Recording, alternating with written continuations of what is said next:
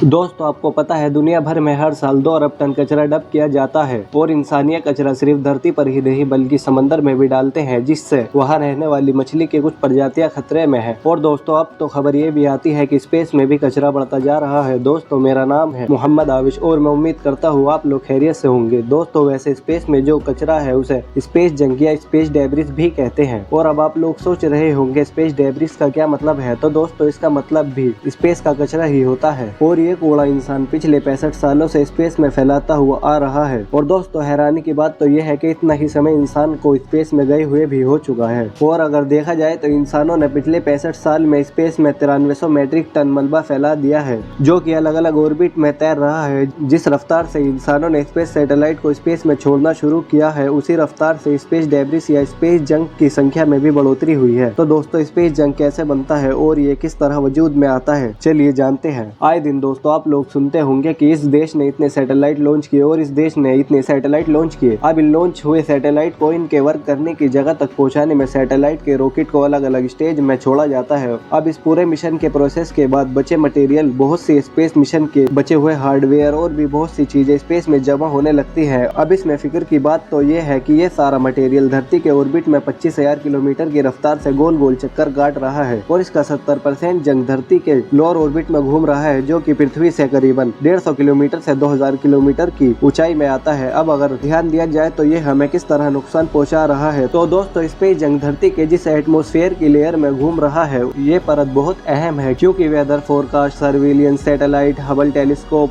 जैसे space mission और international space station इसी लेयर में है। अब जिस तरह हमने जाना कि मलबा लगातार घूमता रहता है और जिस स्पीड में घूमता है, तो इसके अंदर मौजूद सैटेलाइट के पार्ट आपस में टकराकर सैकड़ों या हजारों टुकड़ों में बिखर जाते हैं। और आप जानते हैं मेटल के टुकड़े सैटेलाइट के साथ साथ एस्ट्रोनॉट्स या स्पेस रॉकेट के लिए भी बहुत खतरनाक है। दोस्तों इसका कोई छोटा सा टुकड़ा एस्ट्रोनॉट्स के सूट को भी फाड़ सकता है, जिससे इनके सूट के प्रेशर के खत्म होने की वजह से इनकी मौत हो सकती है। दोस्तों स्पेस में सैटेलाइट छोड़ने की शुरुआत 4 अक्टूबर 1957 को हुई थी। इस दिन रशिया ने दुनिया का पहला आर्टिफिशियल सैटेलाइट स्पेस में लॉन्च किया था और इसका नाम R7 रॉकेट स्पुतनिक था। R7 रॉकेट एक इंटरकॉन्टिनेंटल बैलिस्टिक मिसाइल था, जो कि दुनिया के किसी भी कोने में न्यूक्लियर वेपन सप्लाई कर सकता था। और दोस्तों ये दौर कोल्ड वॉर का था। स्पुतनिक का साइज किसी फुटबॉल जैसा था, लेकिन इसके ऊपर ट्रांसमीटर लगा हुआ था। स्पुतनिक को लॉन्च करने के महज 3 महीने बाद ये पृथ्वी के वायुमंडल में गिरा और पूरी तरह जल गया। स्पुतनिक तो चला गया, पर इसके बाद इसने अमेरिका और रशिया के बीच स्पेस डोमिनेशन की शुरुआत कर दी।